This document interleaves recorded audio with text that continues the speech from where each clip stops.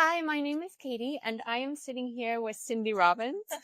We have been modeling together for the last more years than we want to count. Yeah. But through all those years, you've actually been a yoga instructor.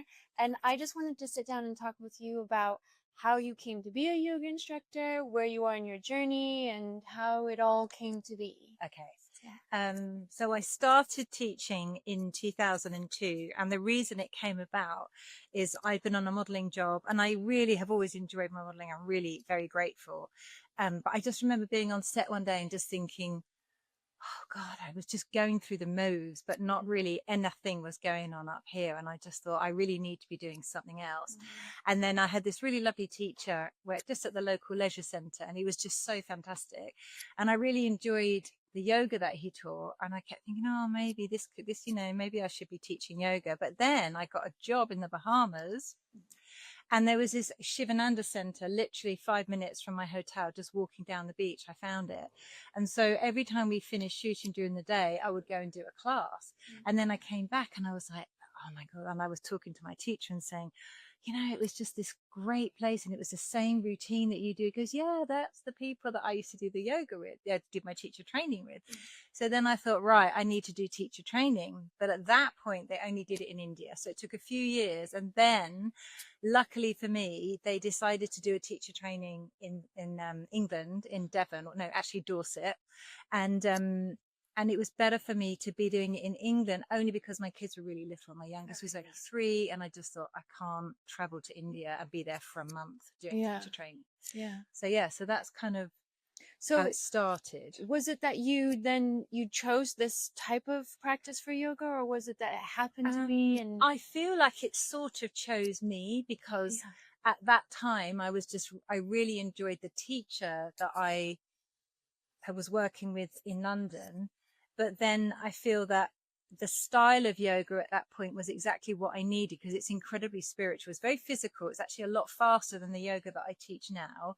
But it was really, I think I needed it for my head as well as for my body. And the thing is about the Shivananda yoga, it's a very spiritual style of yoga. You do lots of meditation, you do all sorts of lovely little ceremonies, Hindu ceremonies, and it just felt absolutely right at the time. I found it was quite a life-changing experience, as I think most people on the course, because you're there for a month and you're kind of in a space altogether. I think I think we were allowed out for like 2 hours on a Friday afternoon. Oh my and that goodness. was it. Wow. Yeah, that's an intensive thing. Very intensive. No Yeah. TV, no radio, no newspapers. Wow. But it was actually blissful. It was really Yeah. great. Yeah. Well, you probably because you really detach from all these distractions that Yes. that culture Yeah, today exactly. gives us, that we get really addicted to these things. Yeah. It comes, we consume. And Yeah, and there was also no mobile phones. You weren't allowed mobile phones in the building. You were allowed to make a call if you went outside of the building to like the field down the road, but you couldn't just be on the phone inside the house. So that was great to have that distance. And to be honest, we weren't using mobile phones the way we are now. Now it's smartphones. Then it was just literally to make calls and texts. Yeah. So yeah, that was really good. Yeah. To be away from that. Yeah. And you talked about that when you first were learning or starting to do yoga, you were doing more of a fast pace, and now you're doing more of a slow. Yes. Yeah. So what happened is that I've been teaching the Shivananda yoga for a long time, but it's also, I think it's very difficult to teach that style of yoga for people that perhaps have injuries. So if you've got a bad knee or a bad shoulder and you're trying to adapt the class for other people, it was quite fast paced. So I realized I needed to sort of switch things up. And then I kind of found out about this lovely teacher who at the time was called Mark Wolford, who's now called Mark Aquaviva. He has the Aquaviva School of Yoga. And I started doing lots of workshops with him, and it was really good. So then my yoga slowly started to change. I guess I was doing workshops with him for about maybe 2-3 years. And then he said, I'm going to do a teacher training. And I was like, oh, great. So, and it was really nice because I didn't have the pressure of thinking I have to pass because I already was teaching, but it just kind of improved what I was teaching, and also gave me a deeper understanding of how to teach people that maybe had issues, bad knees, bad backs, whatever it was. And it also got me to slow it down. And as I realize now, as I do my own practice, is that the more I do the yoga, the slower I want to be. Oh, interesting. Yeah, because you feel it more in your body, and you're waiting for those little moments of kind of, oh, that feels so good. And those moments of the, oh, that feels so good are kind of, that's when the yoga is really happening. Yeah. So what would you tell somebody who's thinking about starting yoga but doesn't have a yoga background, or is a little bit fearful that, well, I mean, like, I'm not so flexible, and sometimes I think, oh no, that's not for me, maybe. Yeah, and I think a lot of people when they call me up to speak to me about coming to class, they're always like, but I'm not flexible at all. And that's, I think, a bit of a misconception. You don't have to be flexible to do yoga. In fact, I'm kind of hypermobile. So when I worked with my second teacher, he kind of stopped me from just being super bendy because I didn't have any strength really. And he got me to work on backing off for just using my bendiness and my hypermobility, and just got me to work in a much deeper way. So actually, it's not always a benefit. You think it is because you can do all these amazing things, but actually you're just damaging yourself. Oh, that's super interesting. I've been in your class before where we were doing something with the arms and like my elbow popped out and you're like, no, put that back. Yeah. Soften it. It's like we don't want to hurt our joints. Yeah. So, and also I think when you come to yoga as the first time, I always tell everybody your first class is probably your most difficult because you've got no idea what you're doing or what is expected of you. And I think the thing is, there is no expectation. You can just enjoy the moment, and it's not about how far you get into a posture. It's the journey. Enjoy the journey into the posture. And maybe, you know, in the beginning, you don't get that far, but slowly over time, maybe you get a bit further. And also, it's not a competitive sport. No. You're there just for you. Nobody is looking at you or thinking, oh, they can't do it as well as I can. There's none of that. Yeah. It's true. It's truly just what you want to, what's the word I would say? It's like the little voice in your body, and it's sort of saying to you, oh yeah, that feels really good. I can stay with that. And it's okay. It's listening to that body, listening to the voice of your body and thinking, oh, okay, yeah, I can go a little bit deeper today. Yeah. But you've got to listen to that voice and not push through it and not be aggressive. There's a saying that is ahimsa, non-violence, and it's not about being violent to other people. Obviously, we don't want to be violent to other people, but it's also that thing of not being violent to yourself and being kind to yourself. Yeah. So I think that is really important. Yeah. So yeah, no competition. No, I like that's good. Yeah. So you can really go there and be present in the moment. Yes. And it's not about like the. Yeah. I mean, I don't want to say, but like the glory afterwards of like winning or something. Yeah. It's about like saying the process of it all. Exactly. Yeah. You're not going to the gym. Yeah.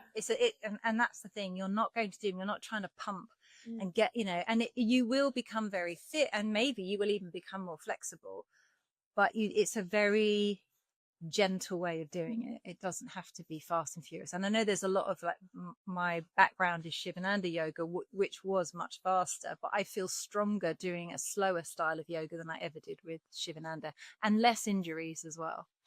And what would you tell somebody, what will they get out of the yoga?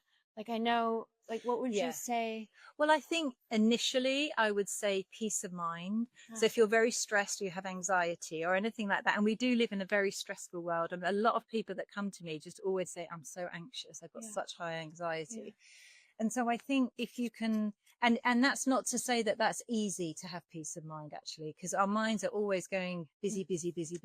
But I think when you're in the yoga class, you do have this time to just kind of switch off. You can switch off from what's around you. And again, that is a practice in itself, just being able to allow your mind to be a bit quieter, because it will keep getting busy. And so, yeah, that I think is the main thing for me, is you hopefully are going to walk out just feeling, oh, I feel great. Yeah. Mind, body, soul. It's that whole, it's a whole thing. It's not just your head. It's not just your body. And hopefully, with my kind of style of class, you kind of walk out feeling a bit taller, a bit more spacious in your body. Yeah, you've worked, but you're not going to wake up the next day going, oh my God, I can't walk. Yeah. You're going to feel something. Yeah. So it's okay to feel stuff. Yeah. But it's not, it's not going to the gym. So it's definitely, I think it's just, I just want you to leave my class feeling really good about yourself. Yeah. Yeah. Yeah. Oh, like having had a good night's sleep. Yeah, well, yeah, but maybe having a good night's sleep, but yeah, you're ready to just, yeah, I can get going. Some people though, and this actually does this. So this is something I should say. So sometimes when you do yoga, if you're holding a lot of stuff in your body, actually when you when you start releasing stuff in your body, like it's a bit like an onion, you're kind of peeling back the layers. And so what often happens is you start to release those toxins, and sometimes that can make you feel a bit headachy. You might feel a bit sick sometimes, but you just need to drink lots of water and all of that just flushes away. But it isn't unusual to feel a bit weird in the beginning. And then that would be another reason to keep doing it on a regular basis. Exactly. To go through that process again. Exactly. Of clearing out your body and getting it into its best fitness, best form. Yeah. And I mean, yeah, I feel that, how can I explain it? Yeah, it's not, I don't know how to explain it really. It's, I just think that we shouldn't have any expectation of how you're going to feel, actually. Oh, I actually really love that. I really like that. Yeah. It's important not to think, oh, I'm going to feel like this, and this is it's going to make me feel like. I think just to come with no expectation and then just enjoy. I think you even said enjoy being in the moment. And I think that is really important to be in the moment. Yeah. Really important. Oh, I love that. Thank you, Cindy. You're welcome. Yeah. We're looking forward to the yoga class later today. Okay. Yeah, exactly. Yeah. Thank you very much. Okay. Thank you. you. Bye.